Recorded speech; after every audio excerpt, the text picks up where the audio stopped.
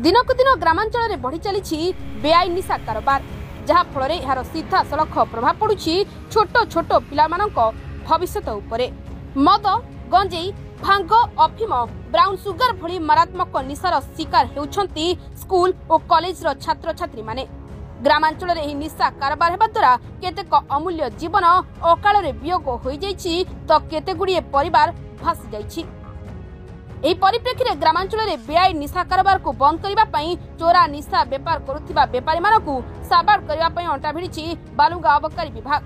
गतकाली संध्यारे बालुंगा अबकारी विभाग पक्षरु खोर्धा जिला चिलिका ब्लॉक जरीपड़ा एवं मानसिंहपुर ग्राम रे चढ़ाऊ करा जाई जरीपड़ा पंचायत दधी बामनपुर ग्रामरु चोरा भांग व्यवसाय बसंत कुमार स्वाई को गिरफ्त करिछि बालुंगा अबकारी पुलिस।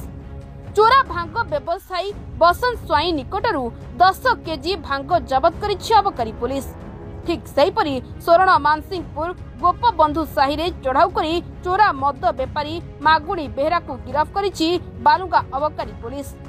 गिरफ मद बेपारी मागुणी बेहरा ठारू देशी और विदेशी 103 लिटर 900 ग्राम मद जबत करिछि अबकारी पुलिस।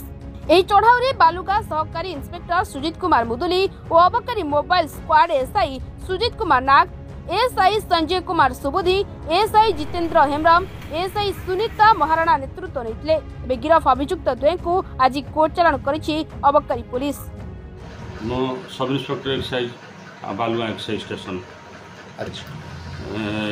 हमरो प्रथम गाँटा है जरीपड़ारू आमर बसंत स्वाई पाखु 10 केजी भांग जबत कर मानसिंहपुर गोपीनाथपुर साइड घर देशी विदेशी मद मिसी 103 लिटर 103 लिटर 900 जबत कर कोर्ट फरवर्ड कर जेल जी बेल जी कोर्ट फरवर्ड कर।